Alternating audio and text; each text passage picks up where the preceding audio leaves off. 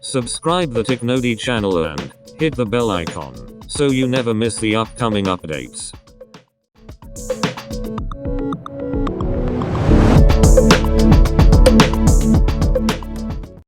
This video is sponsored by Real-Time Biometrics India Private Limited.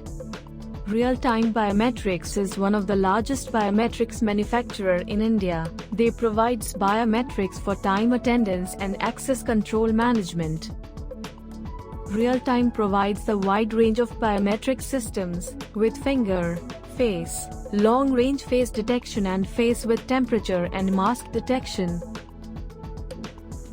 आज के इस video में हम देखेंगे रियल टाइम ट्रैकर 11.7 सॉफ्टवेयर के अंदर हम बायोमेट्रिक मशीन को ऑटो पुश पर कैसे कनेक्ट कर सकते हैं। ऑटो पुश क्या होता है?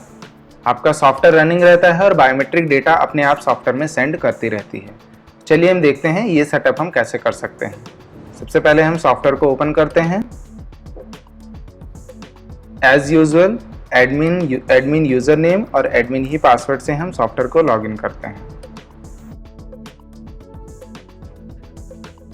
ऑटो पुश पर सॉफ्टवेयर को सेट करने का जो सबसे पहला तरीका है वो ये है कि मशीन सेटअप में आपकी बायोमेट्रिक का सीरियल नंबर एंटर्ड होना चाहिए।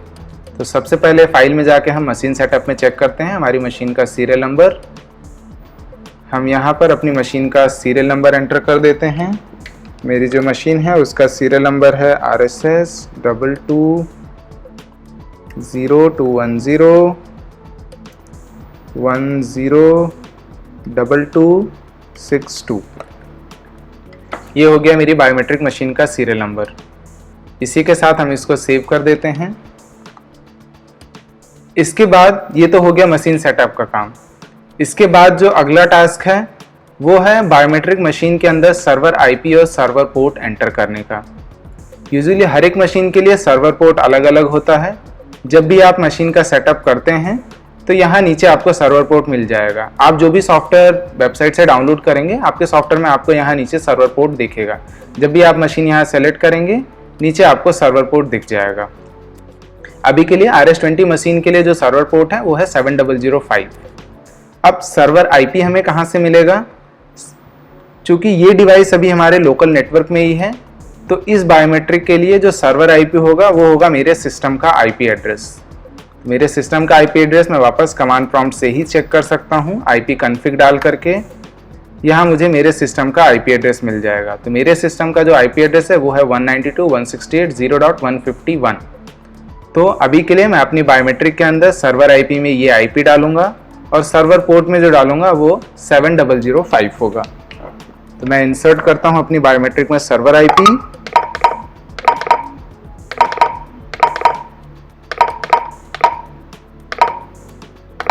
सर्वर पोर्ट हो जाएगा 7005। तो मैंने सर्वर IP और सर्वर पोर्ट डाल दिया है। अभी आप देखेंगे जैसे ही मैं पंच करूंगा डेटा अपने आप आना स्टार्ट हो जाएगा। Thank you. Wait for a while.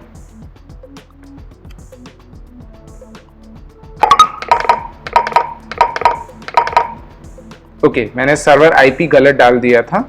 Server IP जो होना चाहिए 192.168.0.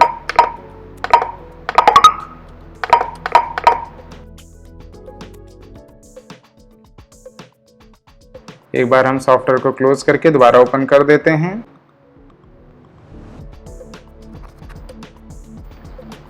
ओके, तो जैसा कि ये देख सकते हैं ये बायोमेट्रिक्स का डेटा आना स्टार्ट हो गया है। नीचे आपको दिखता रहता है पंच डेट एंड टाइम क्या है, कब का डेटा आ रहा है। और जैसे कि आप देख सकते हैं जितने भी एम्प्लॉयज हमने बायोमेट्रिक्स के अंदर ऐड करके रखे थे वो यहाँ अपने आप अपडेट हो जाता है। अगर मैं एक और एम्प्लॉय का फिंगर ऐड कर देता हूँ बायोमेट्रिक में,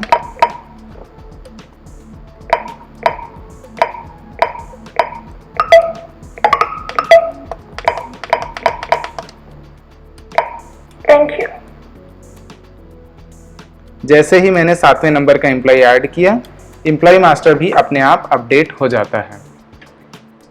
ये सारा डेटा बायोमेट्रिक का अपने आप आता रहता है। आपका सॉफ्टवेयर ओपन होता है, डेटा अपने आप आना स्टार्ट हो जाता है। ये है ऑटो पुश का फंक्शन। इसके लिए आपकी डिवाइस चाहे सेम नेटवर्क में हो या दूसरे नेटवर्क में हो, आपकी डिवाइस किसी दूसरी जगह पे लगी हो, मान लो आपका सॉफ्टवेयर दिल्ली में है, डिवाइस आपके मुंबई, भोपाल कहीं भी लगी हो, उस केस में आपको एक स्टैटिक आईपी चाहिए होगा और उस एक स्टैटिक आईपी पर पोर्ट फॉरवर्डिंग के थ्रू किसी भी बायोमेट्रिक का और कितनी भी बायोमेट्रिक का डेटा आपके सॉफ्टवेयर में ऑटो पुश टेक्नोलॉजी के थ्रू आता रहता है। कुछ भी मैनुअल टास्क नहीं होता है। अगली वीडियो में हम देखेंगे कि इस सॉफ्टवेयर को कॉन्फ़िगर कैसे कर सकते हैं, सॉफ्टवेयर में मास्टर्स को कैसे ऐड कर सकते हैं, जो भी कंपनी डिपार्टमेंट डेजिग्नेशन है वो सारी चीज़ें हम कैसे फिल करेंगे और कैसे सब ऐड करेंगे। Please consider subscribing our channel for more upcoming updates.